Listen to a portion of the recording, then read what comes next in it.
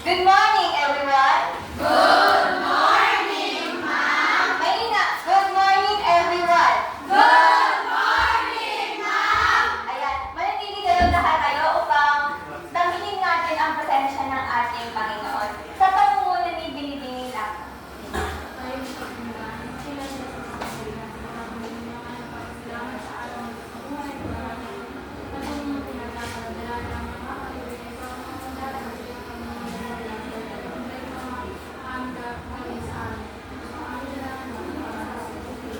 Amen. Thank you, Binibining lang, no? Yan, ngayon manatili kayo nakaupo, ay lahat kayo.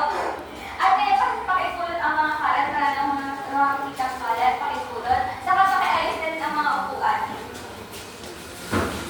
Pakinagayan sa tamang lalagyan, ha? Ngayon, mali na kayo umupo. At paalala, kailangan nyo makiisa, makinig. At syempre, i-respeto nyo ang opinion ng bawat isa. At pangatlo, syempre, hindi mawawala ang regala ni ma'am. Nagbibigay ako sa inyo mamaya ng ticket. At ito, ibibigay ko sa akin mamaya para ipang regalo. Yan. Binibining Venezuela. Yes, binibining Venezuela. Kayo lumiban ba sa klase ngayong araw? Sino sila? Pakilista yung mga pangalan nila, ha? At sino ang nakakaalala ng ating lesson ng last week?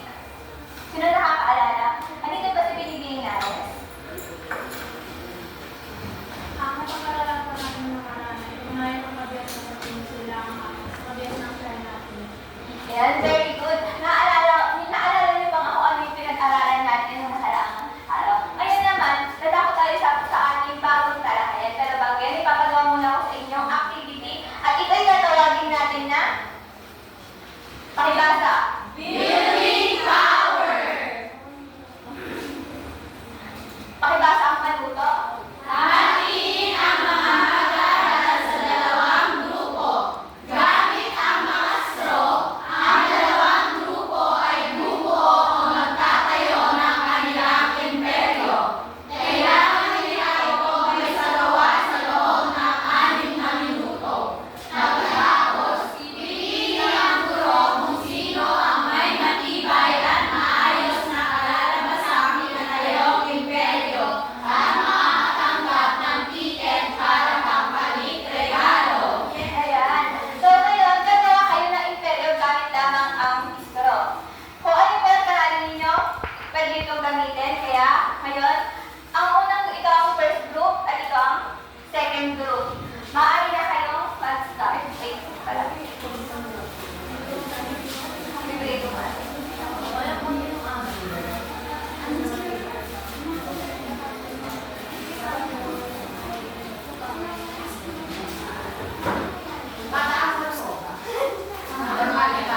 Ang gano'n ng imperyo, maaaring pataas. Kailangan dapat matibay. Matibay. Kailangan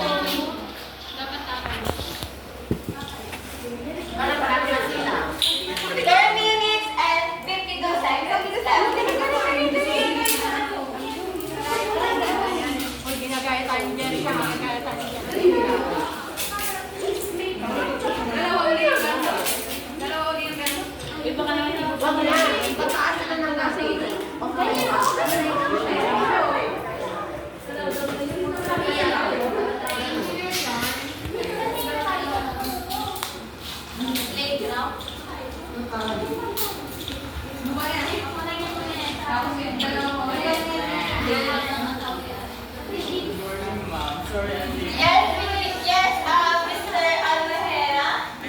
Why are you late? Yes po. Bakit? Bakit ka late? Pasok pa. Ay, sige. Ikaw pala yung first group.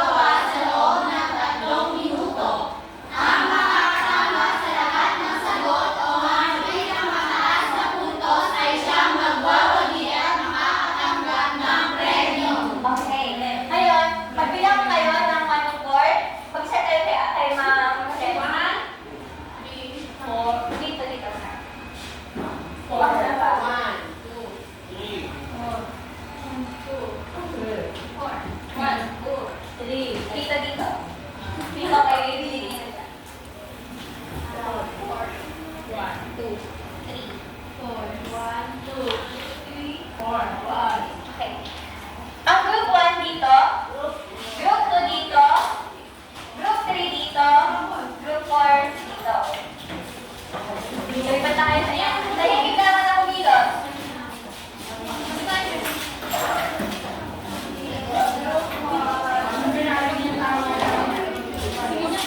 Okay, ito yung gagawin dito.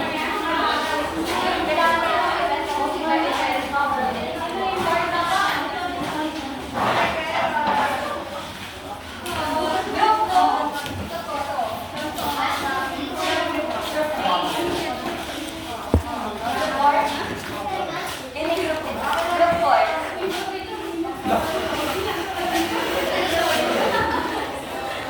Wait lang, yan muna, wag yan muna bubuksan. Yan muna bubuksan.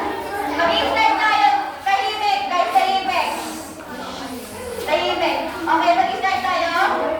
In 3, 2, 1. Tahimik naman.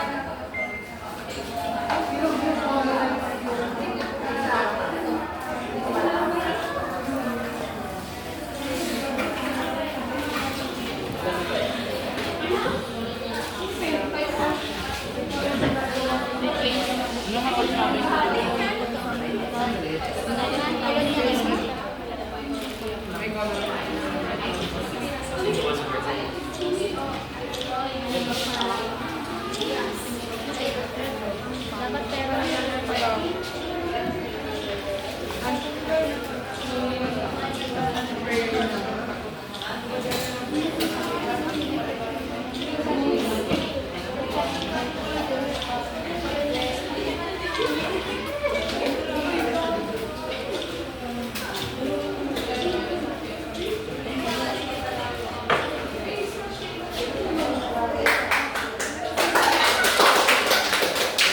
Okay, tahimik lang ang kaila.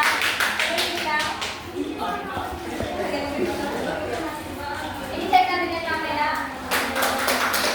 Okay, tahimik lang. Check natin yung camera.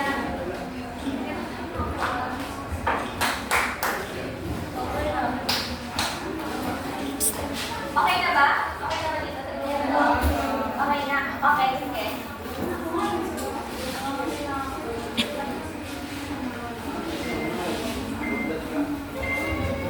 Ngayon, i-check natin kung tama yung mga sagot.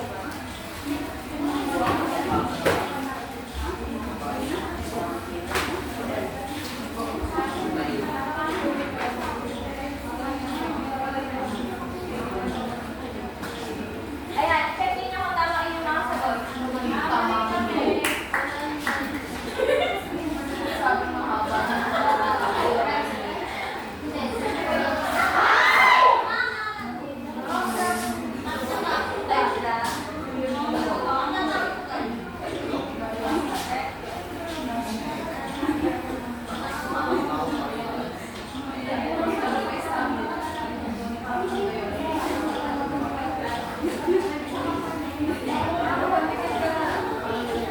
Wait, nakabahan ko na lang. Okay. Okay. Okay na ba? Nag-start na?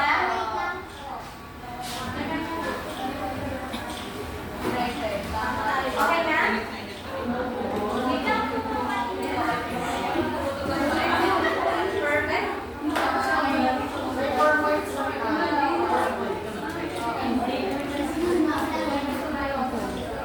Ballpen. Ayun dyan. Okay, okay na ba? Sila na to. May naka-perfect ba? Sige, nakayan ang group 4. Ako kayo kayo tama. Kayo, group 3. 5. Kayo? 7. Okay, perfect. Very good dito. 6. Kaya ngayon, ito ang inyong ticket. Ay, oo nga pala. Nakalimutan ko magbigay kami ang ticket sa nanalo grupo.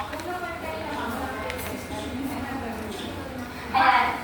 So, bago tayo mamako sa ating talakayan, magpapakos muna tayo kung ano nga ba ang kolonialismo.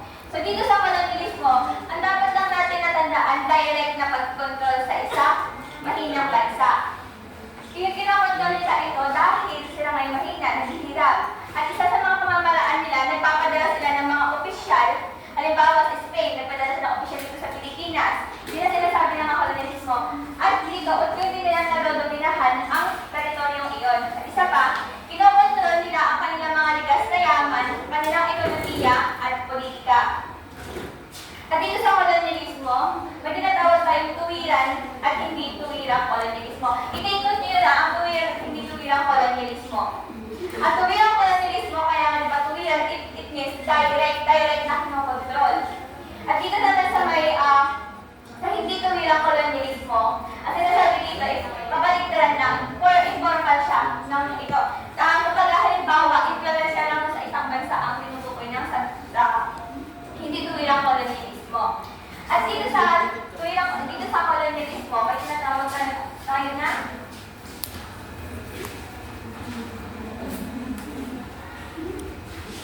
mga dahilan.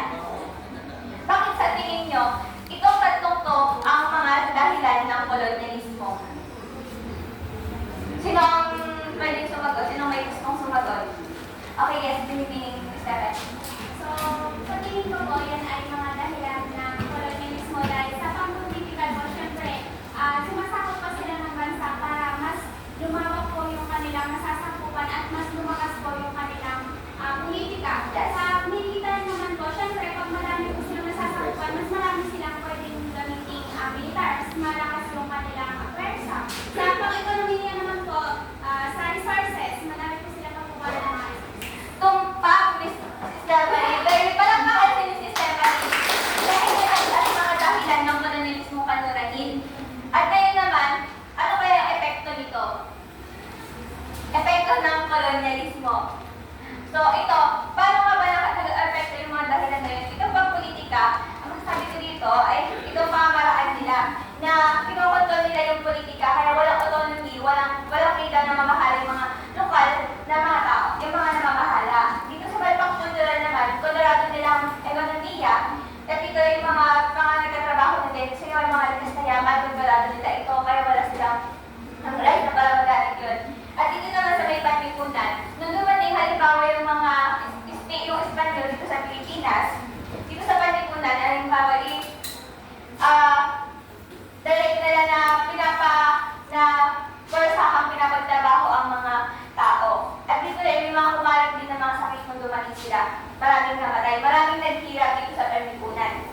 At dito naman sa pang-ekonomiya, katulad na sinabi din si Stephanie, dahil direct na nakontrol ang pang-ekonomiya kaya wala silang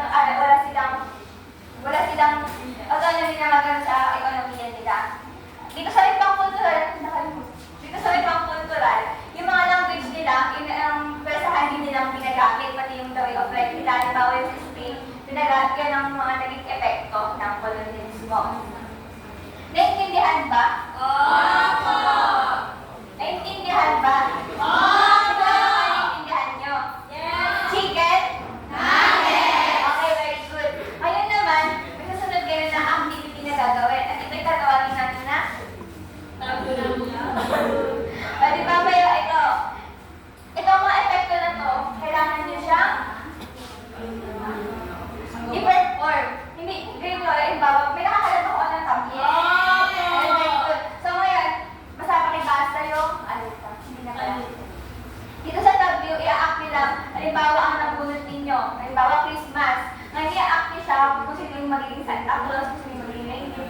Tapos yun, magkakaroon kayo ng simpleng paliwanag, may simpleng paliwanag lang ha. Kaya kayo mag-start na kayo. Yung dating grupo lang din, 1, 2, 3, and 4. At ngayon para pag-bubunos muna kayo. Representative.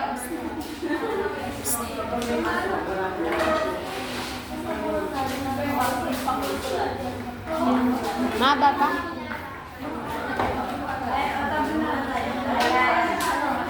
Dito, maliwanag kayo 5 minuto kayo. Tahimik muna, 1 minuto para mag-prepare at may tig 1 minuto kayo bawat grupo para i-present ang inyong topic. Sa bawat nakuha yung concept ng epekto ng kolonyalismo. Tayo mag-i-start in 3, 2, 1.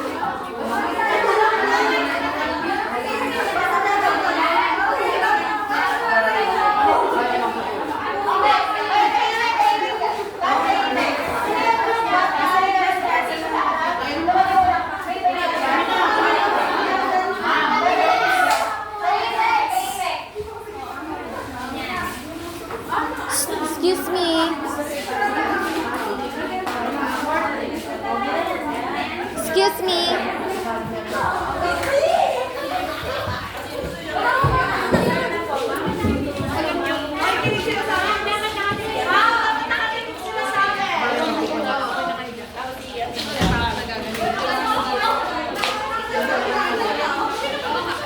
Okay, mag-start na kayo. Pwede na kayong mag-start. One, two, three. Ano yung nagunod ninyo? Sino magpapaliwanag? Kung bakit? So, yung napili po namin is yung mga cultural dances, which is yung meron kami in Spanish. Meron po kami indigenous and meron po kami pang rural, which is yung bandang sa ilaw. Tapos yung, sa mga Philippine letters. Okay, very good. Maaari na kayo umupo. Okay, second group.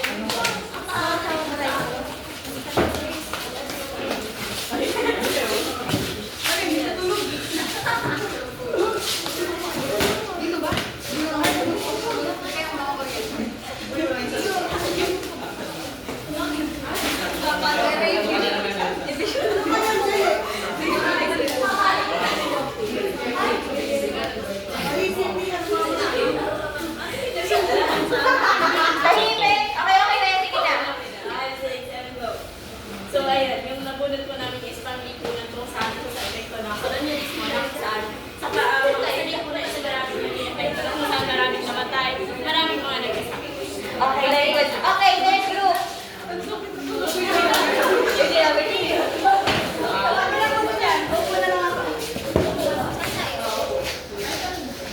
Third group.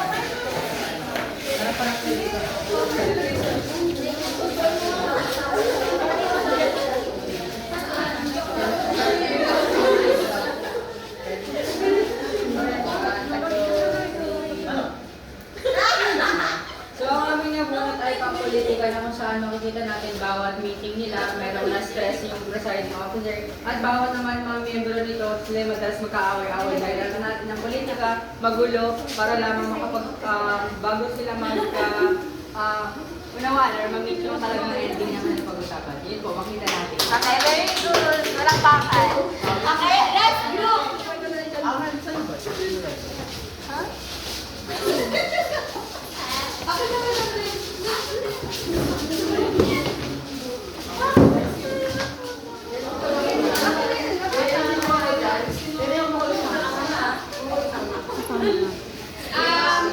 Yung napili po namin is pang-ekonomiya, kung saan ayun po may mga nagtitinda, may mga nagkakalakal. Dahil po, dati ang pangunahin po nilang pinagkukuhanan ng kabuhayan nila ay sa pamamagitan ng pagpapalitan ng mga produkto. Very good. Maaari na kayo umupo.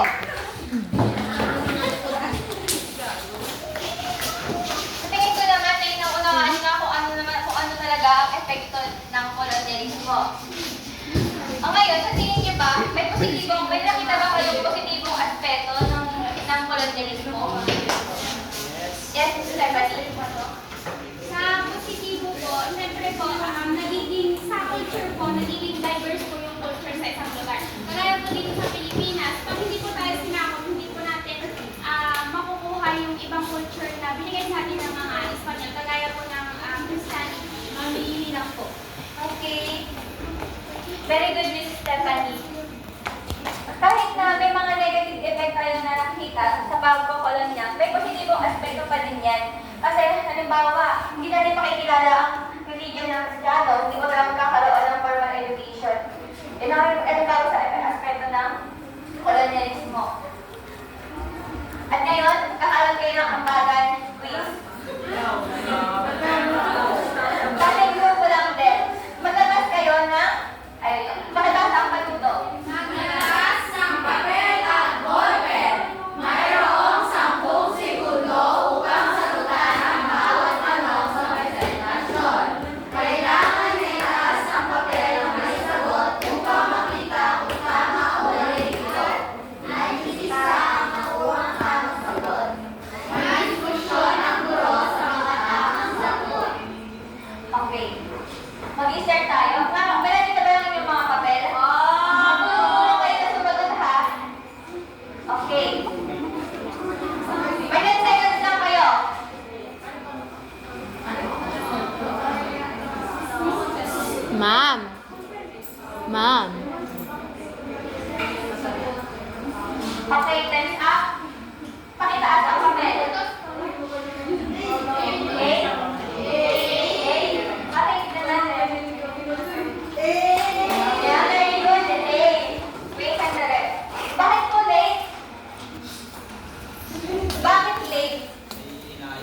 Ano ang inayos?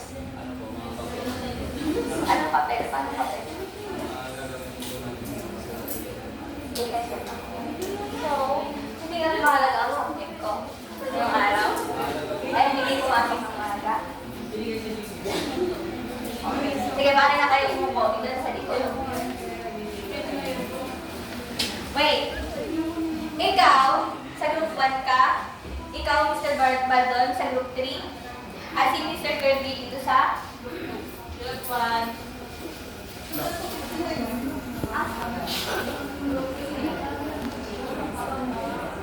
Okay na?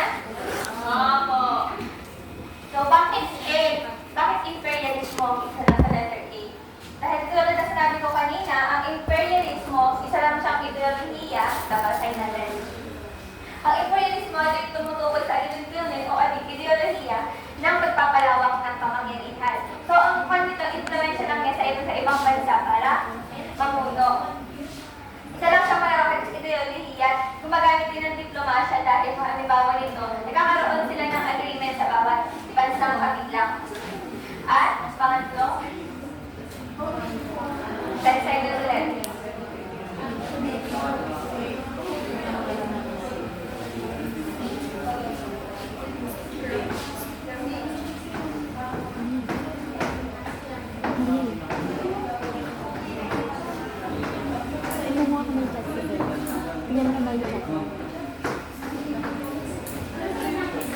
Okay na?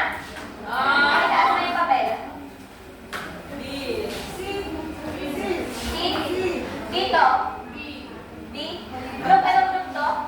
4. Dito.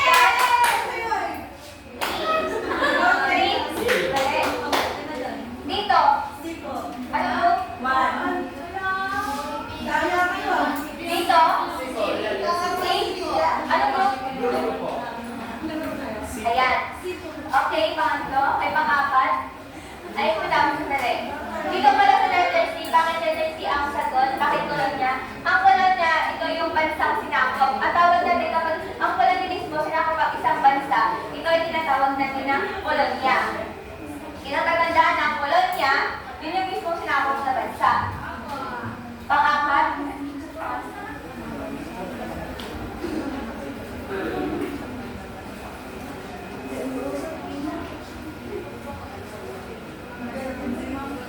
Time's up. Pakitaas na ang mga papel. Ano sagot nyo? B. Group? Dito. Ano group? 3. Dito. Group 1. Dito. Bawal ang group 3. Bawal ang group 3.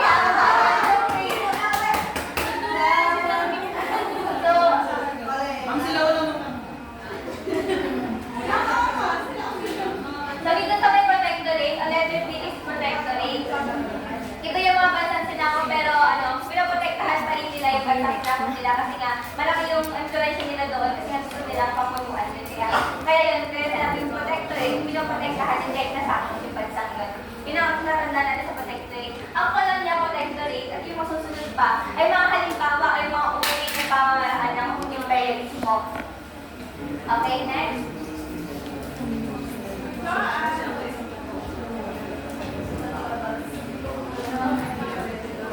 Time's up. Time's up na bakit taas ng papel? Anong sagot? Dog? Dito.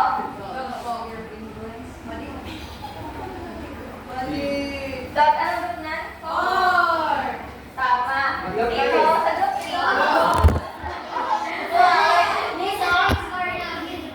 Okay, dito. Group 2 kayo, no? Ayan. Dito sa may saan na tayo? Dito ay sphere of influence. Dito sa sphere of influence, inahari lamang yung mga pamumunuan nila, maaaring teritoryo. So may mga pag-agreement sila para ito yung makukuha nila mga bansa, ito yung makukuha nila ng bansa. So papasok din dito yung agreement ng mga bansang nananakop. And last,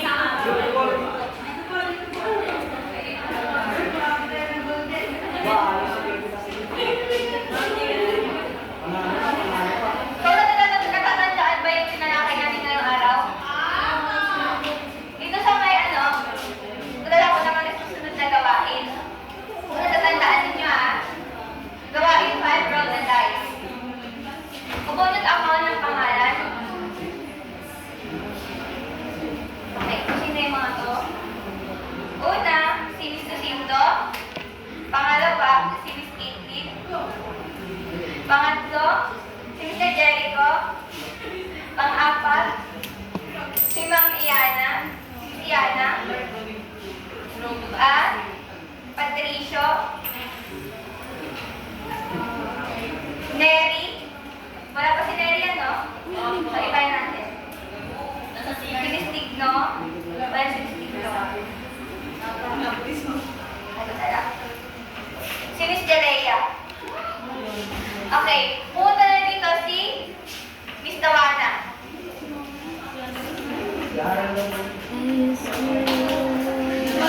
Ang gagawin na ang palong lang nito, i-roll nyo yung dice. Kapag tama ang sagot, mag-click twice kayo. At kapag mali naman ang sagot, kung mali yung mga naka-underline na word ha, gagabot kayo ng 4 na beses. O ngayon, pwede ko na i-roll.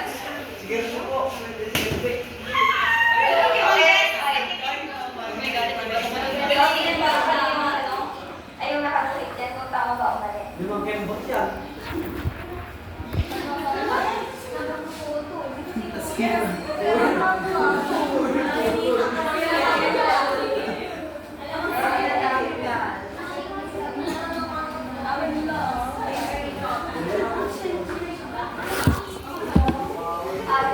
Ang proteksyon ay tumutukoy sa mga bansang may sariling pamahalaan ngunit kontrolado siya sa paglabas ng kapangyarihan. Name twice or embot? Kumala ka sa kanila.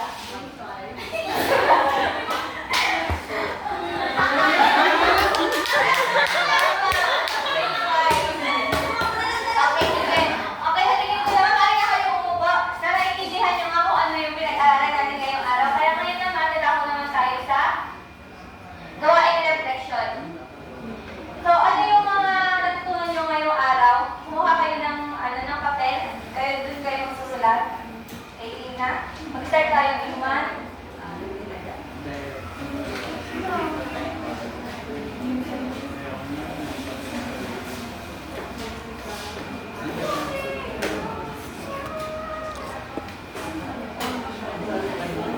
Okay na?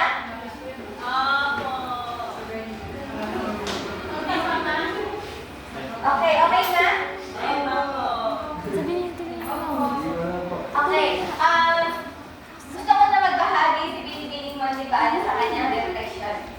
Ano ang iyong matutunan sa colonialismo at imperialismo? Ano sa tingin mo naging kahalagaan? Ano po, ang kahalagahan po ng colonialismo at imperialismo ay sa mga bansa akong nasakop, hindi lang ang puro negative po ang effect nito. Tapos, ito po ay para mas magkaroon diverse culture ng isang bansa. And also, titignan din naman po natin sa negative side dito, nagkakaroon po ng inferior complex na kung saan ito po yung, since syempre sila yung mga sumasakop sa mga bansa, katulad dito po sa Pilipinas, nagkakaroon po ng inferior complex na kung saan yung culture po ng ibang bansa yung parang nalalak behind yung culture natin, mas naging dominant yung culture natin. Okay, yes, very good, Miss Montibano. Napakaganda ng inyong ginawa reflection. Ito po yung kapag ng mga attendee. Next, ang gagawin natin ay checkmate.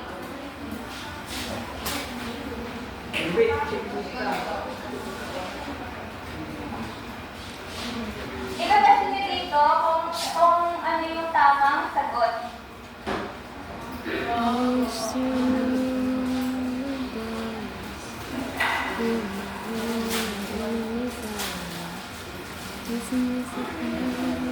Dito sa may colonialismo, imperialismo, ano sa tingin niyo yung pwedeng dito?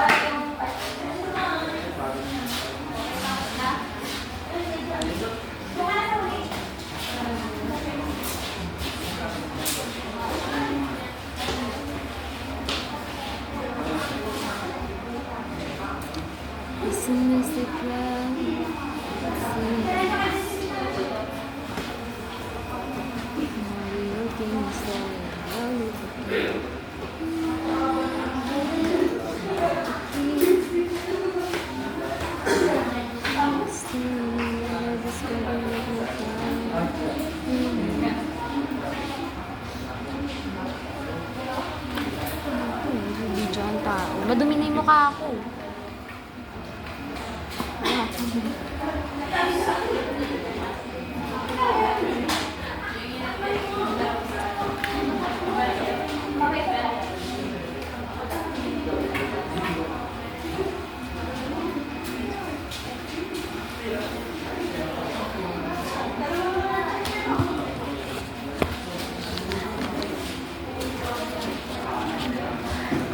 Kung tama kapit yung mga sagot,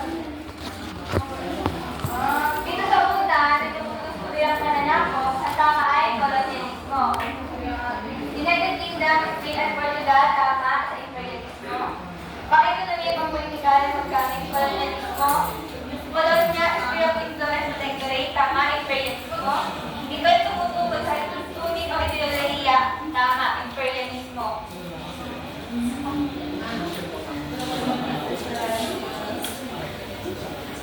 At sa huling pagtatay, gagawa kayo ng maikling sa naisay. Pakibasa.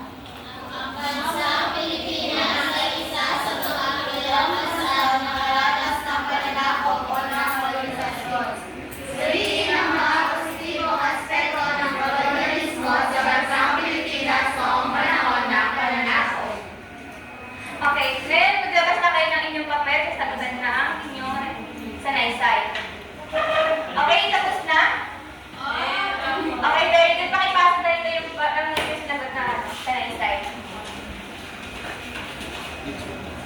Okay na. Okay, very good. Palakpakan nyo. Palakpakan nyo yung pag-ibig. Ayan ang ako yung pagkatayaan. Bago tayo magkaiba-iwalay, iiwan na ako sa inyo. Takdang aralin. Kung kayo ay may pagkakataon na bumalik sa panahon ng kolonyalismo at imperialismo, ano inyong ibibigay na babala o mensahe sa mga kapitubo sa pamamagitan ng paggawa ng slogan? So, gagawa kayo ng slogan. Ano yung magiging mensahe ninyo kung sakali na magkaroon kayo ng chance na bumalik sa past? Okay po. Ipapasa niyan sa